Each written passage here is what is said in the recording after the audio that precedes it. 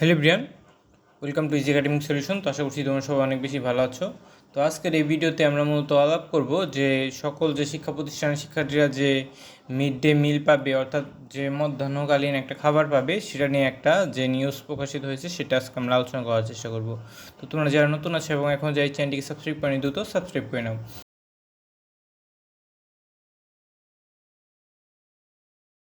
তো এটা হচ্ছে যে আমাদের যে শিক্ষামন্ত্রী আনোয়ার হোসেন মিলন একটা যে অনুষ্ঠানে এই কথা বলেছেন। তো এখানে কী কী বলা হয়েছে আমরা একটু দেখার চেষ্টা করছি। আমাদের শিশুরা যাতে পুষ্টিহীনতায় না ভোগে সেই জন্য সারা বাংলাদেশে প্রত্যেকটি প্রাথমিক বিদ্যালয়ে মিড ডে মিল চালু করা হচ্ছে বলে জানিয়েছেন শিক্ষামন্ত্রী আনম এহসান হক মিলক। অর্থাৎ প্রত্যেকটা যে প্রাথমিক স্কুল আছে সেখানে যে দুপুরে একটা খাবারের ব্যবস্থা করা হবে। তিনি বলেছেন এ বছরের মধ্যেই প্রত্যেকটি স্কুল কলেজ ছাত্রছাত্রীরা মিড ডে মিল পাবে। অর্থাৎ এই বছরে এই কার্যক্রমটা মেনলি শুরু হবে।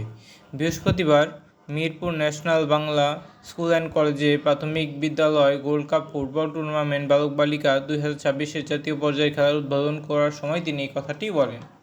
তো মন্ত্রী বলেন, আজকের অনুষ্ঠানটি করতে যাচ্ছি আমার মনে হয় বিশ্বে একটি রেকর্ড।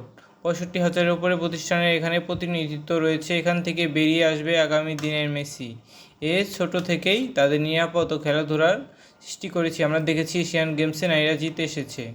এরপরে তিনি আরও কী বলেন, তিনি বলেন আমাদের যে পরিকল্পনা সেই অনুযায়ী একটি স্কুলও খাবারবিহীন থাকবে না। অর্থাৎ প্রত্যেকটা স্কুলেই খাবারের ব্যবস্থা করা হবে। একটি স্কুলও টেবিল ছাড়া থাকবে না, কোনো শিক্ষার্থী স্কুল ড্রেস ছাড়া থাকবে না।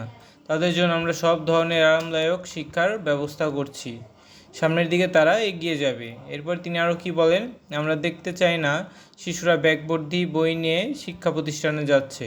তারা হাসতে খেলতে খেলতে প্রতিযোগিতার মধ্য দিয়ে আগামী দিনের বাংলাদেশকে গড়ে তুলবে, আমরা এইটাই দেখতে চাই।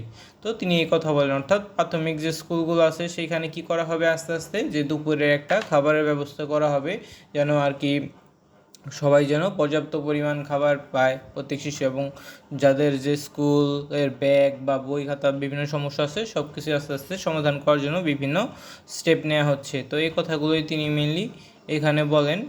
তো এগুলোই মেনলি এখানে বলা হয়েছে। তো পরবর্তীতে আমরা আরও অনেক কিছু জানবো। তো আমাদের পরবর্তী আরেকটা নিউজ আছে যে প্রাথমিক শিক্ষা যতক্ষণ সবলভাবে দাঁড়িয়ে আছে ততক্ষণ সবল বাংলাদেশ, এটা হচ্ছে ববি হাচ্চাস বলে একটা অনুষ্ঠান। এটা আমরা পরবর্তী কোনো এক নিউজে তোমাদের সাথে আলোচনা করার চেষ্টা করব, ঠিক আছে?